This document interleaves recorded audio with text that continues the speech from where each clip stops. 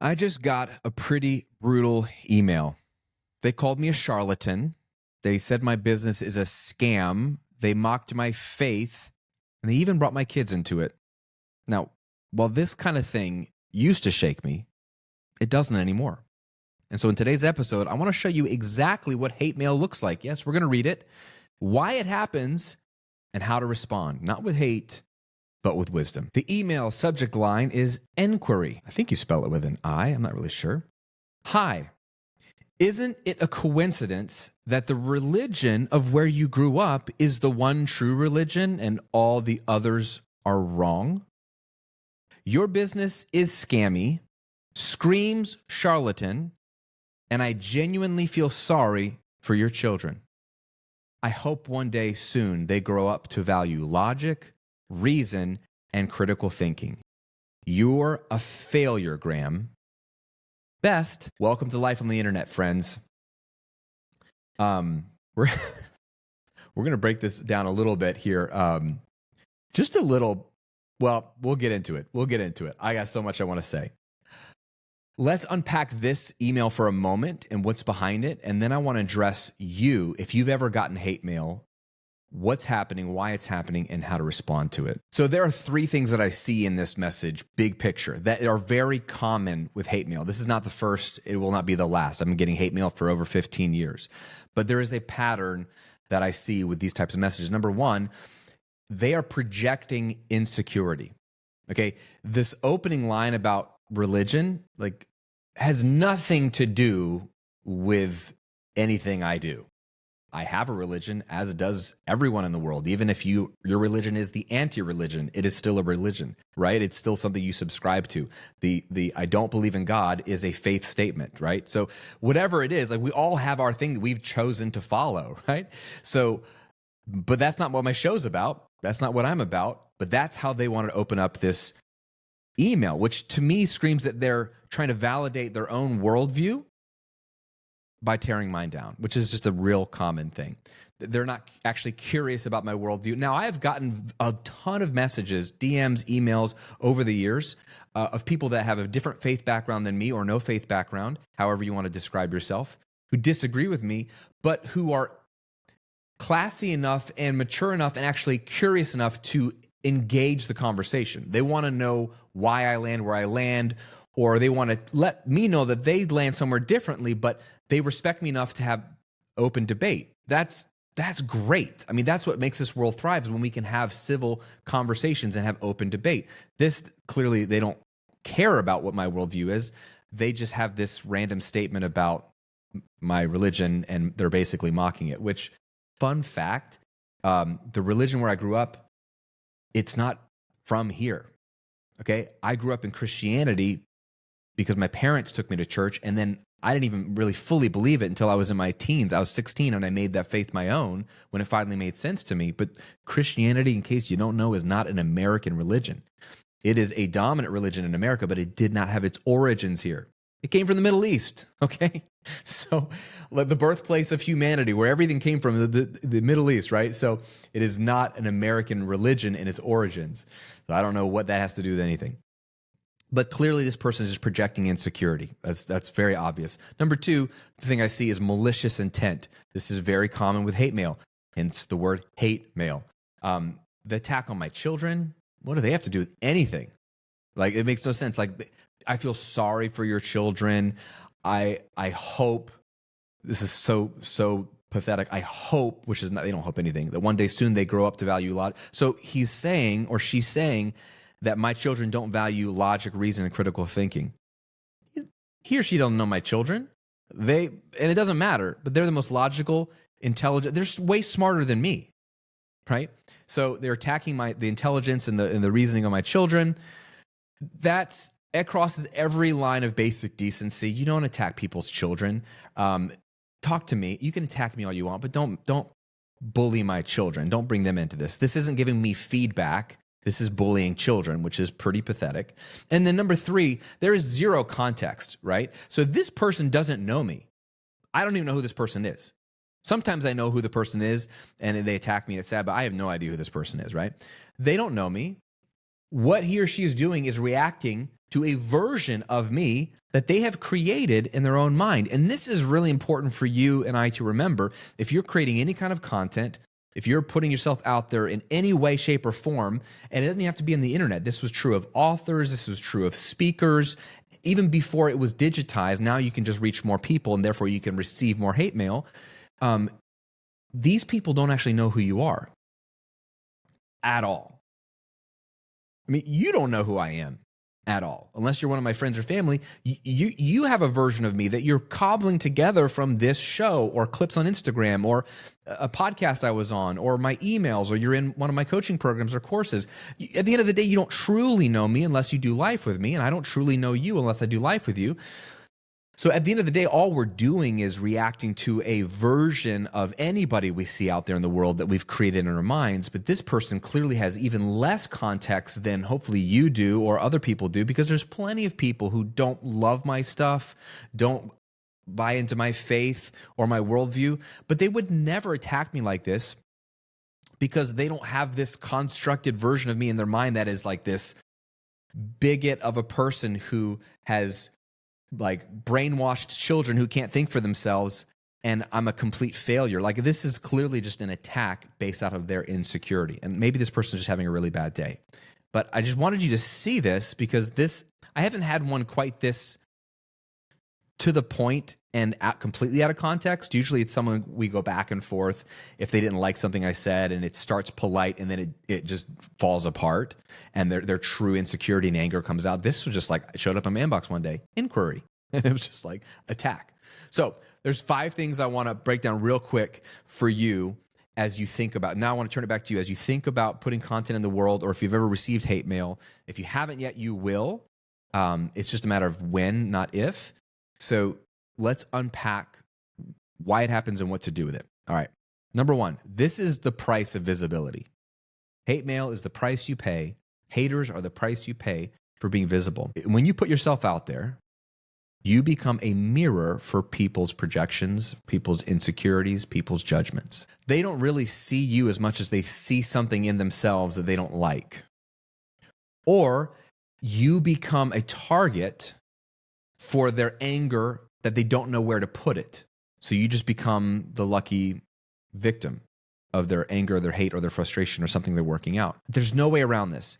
In fact, hate mail is proof, and haters are proof that you're visible. Congratulations. Most people are invisible on the internet. Most people who want to grow their business struggle with the opposite. They don't have any hate mail because they probably don't have any mail. Period. Because there's no one really seeing their stuff. And so if you're not getting any hate mail, we need to just get more visible. And if you're getting hate mail, then pat yourself on the back, not because you're some martyr or because we love to just beat ourselves up by reading awful things like what I just got, but it means that you're visible enough for people to notice you. You're gaining traction. You're taking new ground or territory. And especially as you grow, you know, your initial circle of people that find you probably really love your stuff. But as you grow, you expand your circle of reach and your circle of influence. And so now you're getting fringe people that might not be the perfect target for you or the perfect avatar, but they're slightly interested. So now they're exposed to you. Like the more podcasts I go on, when I started writing books, when I started speaking on stages, like I spoke at a realtor conference in January. I'm booked to speak at some seed growing farmers conference in Indianapolis next year. Like, it's like, these are very different circles. Now I'm exposing myself to new people, and these people might not be looking for me, but now they're exposed to me. So now these might be some fringe people that may not like what I have to say. As you expand your circle, that's good. The hate mail shows that you're expanding into new territory. You're taking new ground. It is the price we pay of visibility. So just accept it as part of the sweat equity you have to put in to building something great. Now, 2, let's talk about how to filter criticism. Because not all hate is created equal. I'd like to say it is, but it's not. So what I want you to do is you need to distinguish between helpful critique and toxic vitriol. Just wanted to say that word. It's probably the second time in my life I've ever said vitriol. It's just a good one. It makes me sound smart. So there you go. Add that to your concoction or creation of who I am, version of me. Smart. Make me smart, at least before you hate me. There, you know, I was blown away how in my first business, the Recording Revolution, an industry, a topic as innocuous as recording music, I could get hate mail. Like, it blew me away in the first, I think it was the first 6 months. I got my first angry comment or angry email. I don't remember which one it was. And you know what they didn't like about me? My hair. Now, to be fair, I kind of was rocking, like, this is circa 2010. I was kind of rocking this faux hawk. And when I look back at pictures of me from that year, I do cringe. And so I kind of agree with the haters back then. But back then I liked it. And either way, you don't make fun of a guy's hair. It's just not cool. That is like below the belt. You just don't do that. If you don't like my hair, just keep it to yourself. You can tell your spouse or your friends behind, but I don't want to know. Okay? If you like my hair, tell me. Bring it. Let me know. All right? But if you don't like it, keep it to yourself. But like, it's funny how they would make fun of my shirts. I wore V-necks and my faux hawks, and they're like, I don't like your outfit. You look like a poser. I'm like, okay.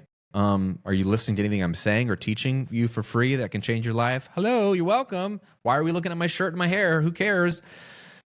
Anyway, so there's people that just want to spew this toxic vitriol, right? They just want to like tell you they don't like you and they're having a bad day and there's something about you they don't like. And I was amazed that people didn't like me back then. But there were some things that were somewhat controversial about my brand back then. I disagreed with the idea that you needed expensive equipment to make professional recordings. I kind of challenged certain status quos and certain deeply held beliefs in our industry, and people push back. And I think that's great. I think spiky points of view, as my friend Rich Litvin says, provocative takes, hot takes, are very important for content creators, not because you want to be controversial or contrarian just for the sake of it, but because you have to get people's attention and you have to say something that matters. If you're saying the same thing that sounds like everybody else, nobody pays attention to you. So you're going to have some people that just don't like it and they don't like you. That's just absolutely inexcusable, and it's not worth responding to, as we'll talk about this in a minute. But helpful critique, even from people that don't like you, really, really matters for two reasons. One, you probably need to grow. I need to grow. I need feedback. I need helpful, classy, polite criticism from time to time. I remember, can we just be candid with you guys? I'll just be honest with you. I remember I was on a podcast. It was a music-related podcast, and it was like 3 or 4 of us having a conversation. And I had a podcast at the time with my buddy Joe, and it was a small podcast in the sea of big podcasts in our industry. My YouTube channel was big, our little podcast was small, and we were joking about how small our podcast was. And I made the most random comment. I said that our podcast was the short bus of podcasts. Now, if you're unfamiliar with what the term short bus means, it is a derogatory term or slang for the school bus that would come and pick up like the kids that weren't going to the regular classes, right? They're special needs children. They were going to special classes. And when I was a kid growing up in the 90s, we'd be like, oh, there's the short bus.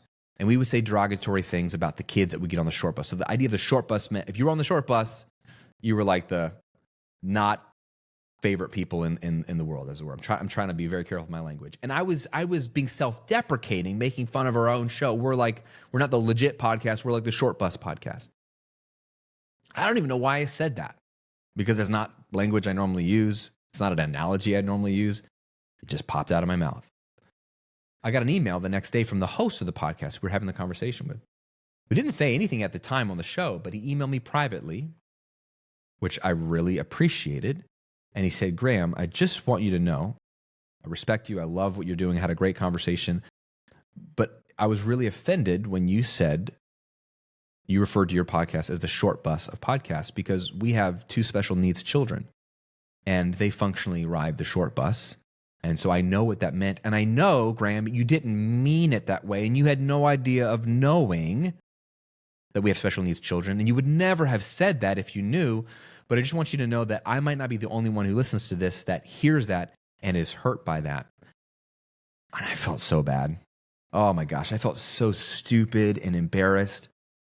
And I learned 2 helpful lessons that day. One, I really appreciated his helpful critique of something I said. But the one thing I learned was, man, you never know who's listening.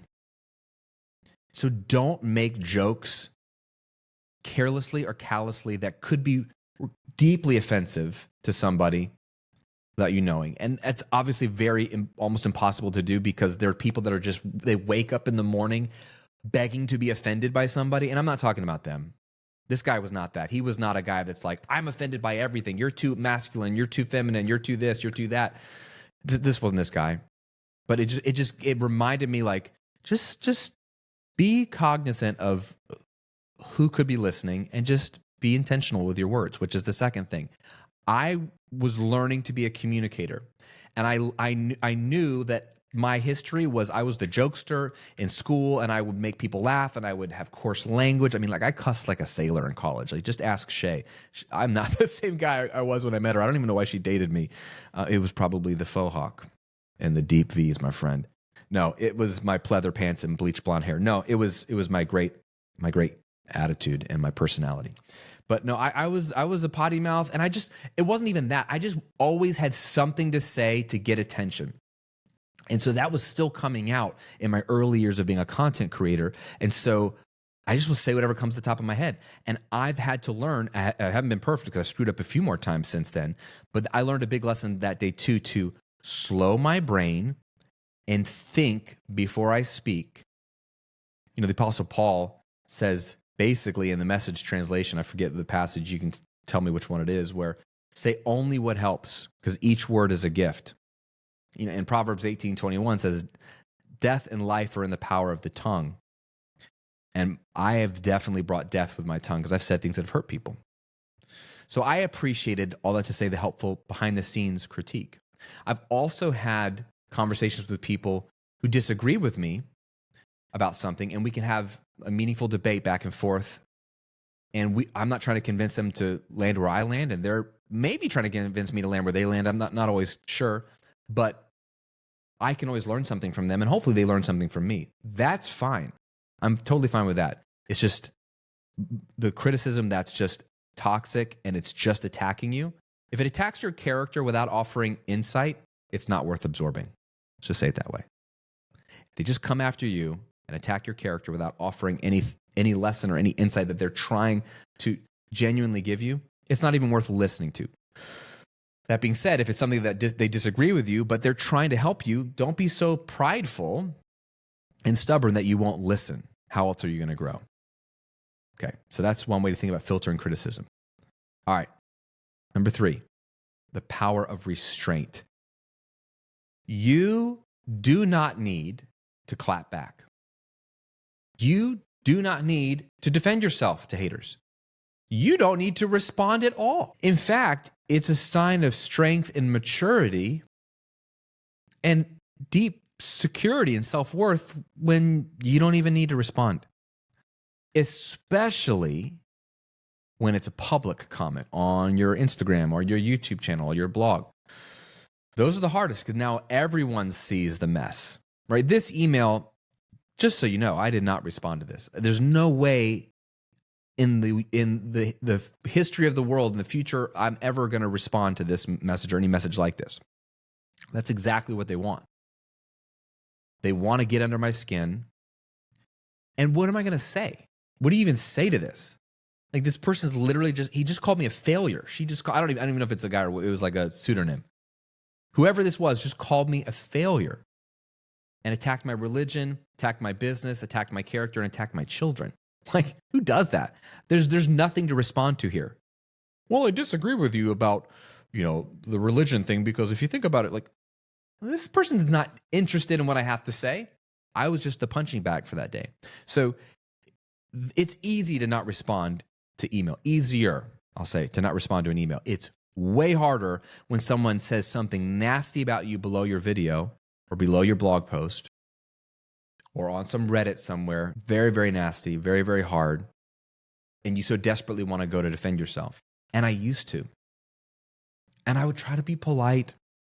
Well, I appreciate your point of view, but I don't see it that way. And they just come back.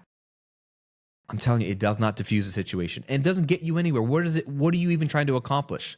You're just trying to say, no, that's not who I am. I'm a good person, or I didn't mean it that way. Like, if they're attacking your character, this is not even a conversation, right? Here's what's cool. The more you grow, the more your super fans become your bodyguards, and they will go to fight for you. This is the greatest thing. I no longer have to defend myself, partially because I don't really care anymore, but partially because I've got an army of people that will go to bat for me and say, dude, you're crazy. Graham's business is not a scam. Graham's not a charlatan. Graham's not a failure.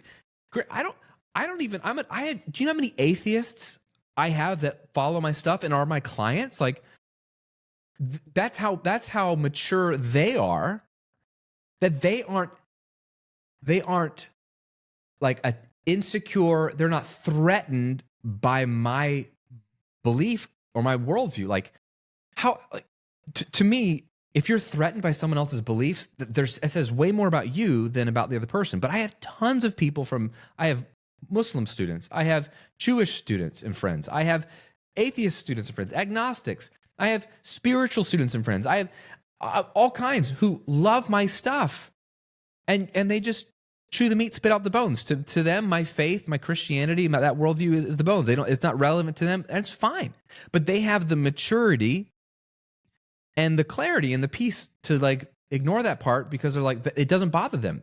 It's just who I am. Just like them having a different faith system doesn't bother me. I'm not threatened by their lack of faith or that they chose a different religion. And so most people are fine with it, but there are going to be people that aren't. And the great thing is that I've had atheists and Muslims and Jews go to bat for me if someone attacks my religion. If they attack my character, I have all kinds of people who just can stand up and say, no, Graham is legit.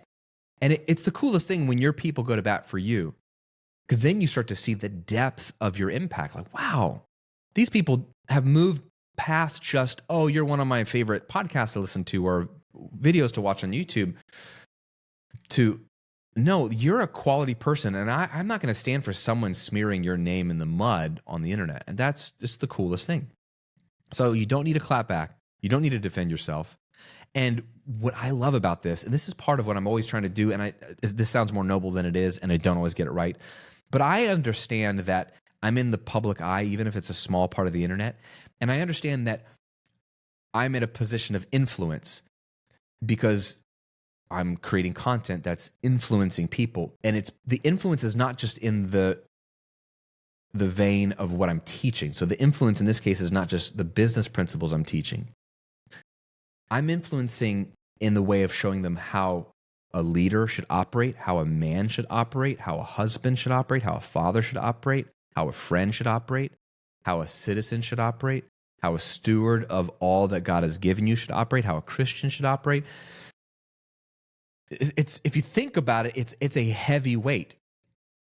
And again, don't mishear me. I'm not saying I am this model person. I'm saying people are watching everything I do. The people that are watching not just and they're listening to everything I say. So they're watching everything I do and listening to everything I say, not just what I want them to watch or listen to. I can't just say, oh, just pay attention to my business principles, ignore how I treat my wife.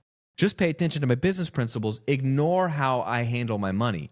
Just pay attention to my business principles, ignore how I operate as a Christian man in the world. I don't get that choice. And if you put yourself out on the internet, you may not have thought about this, but you don't really get that choice. I mean, you can make that choice to not care what people think, but you're doing everyone around you and yourself a disservice, because the moment you put yourself out there on the internet, you are a leader. John Maxwell says that leadership is influence, nothing more, nothing less. So you are a leader by putting yourself out there. People are watching, people are listening. And who knows what they're listening to or how they're paying attention to you, what they're watching for? Who knows what picture of femininity or masculinity or parenting or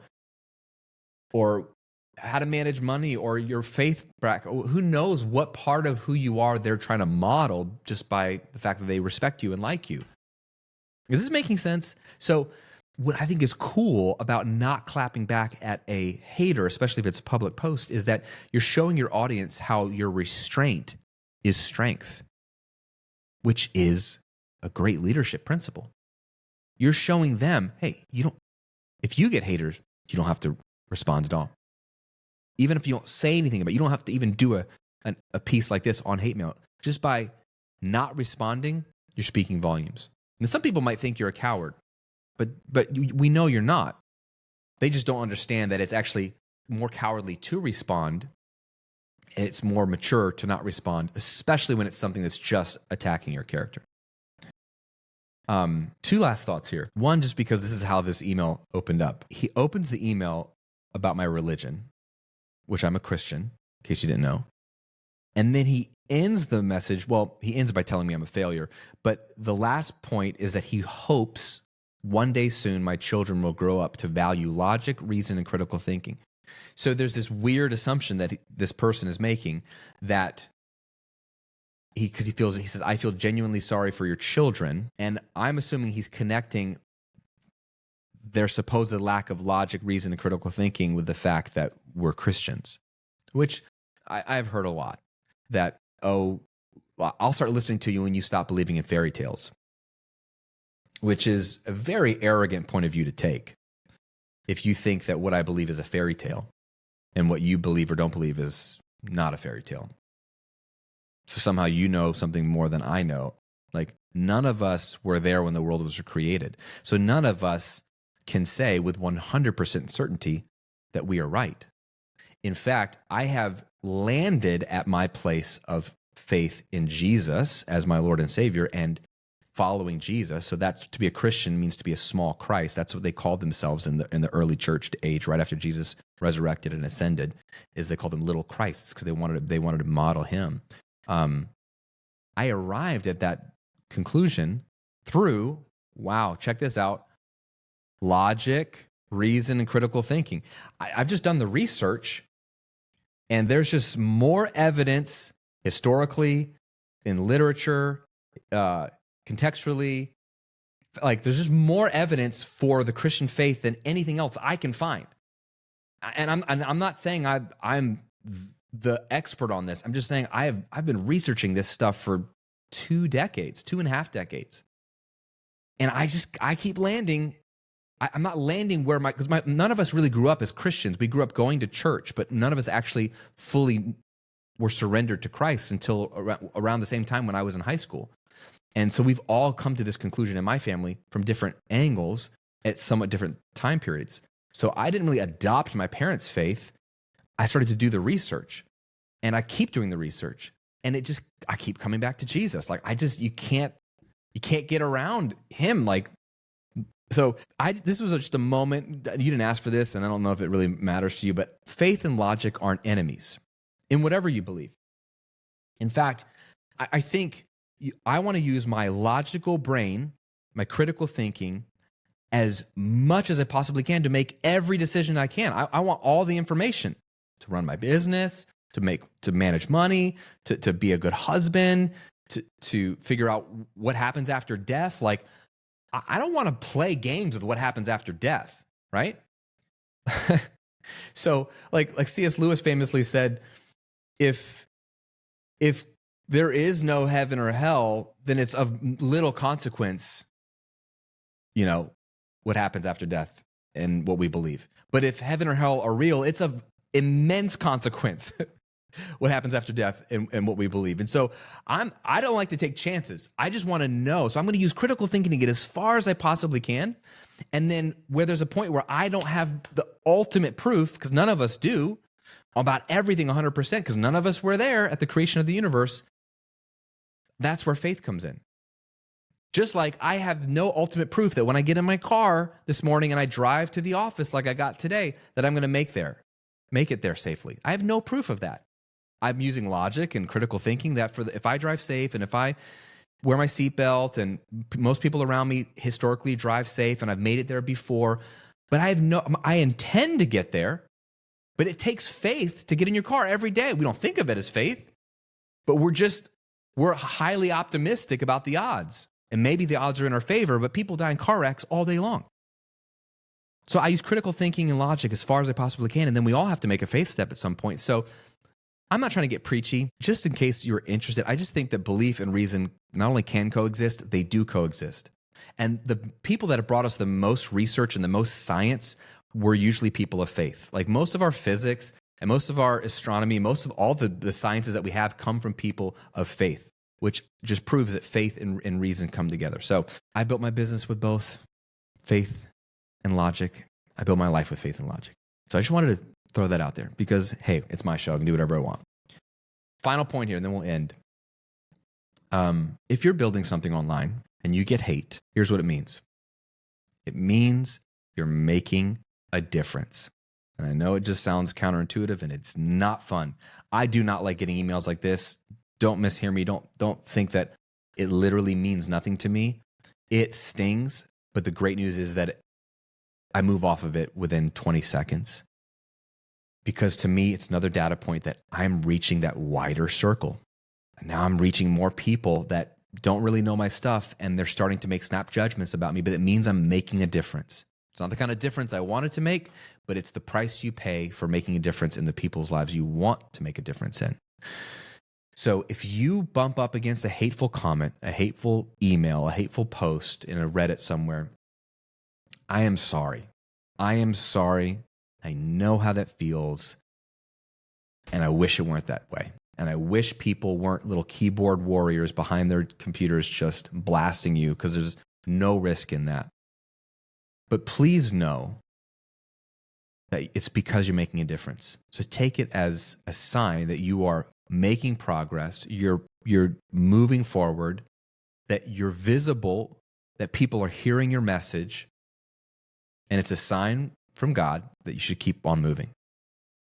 The best people in the world who had the best hearts in the world always had haters. The best person I've ever heard of in the history of the universe is a guy named Jesus of Nazareth. And not only did this guy have haters, his own best friends betrayed him. It's completely unfair. Jesus never did anything but love people, provide for people, heal people, serve the people in society that nobody cared about, the prostitutes, the thieves, the tax collectors, the religious leaders of that day.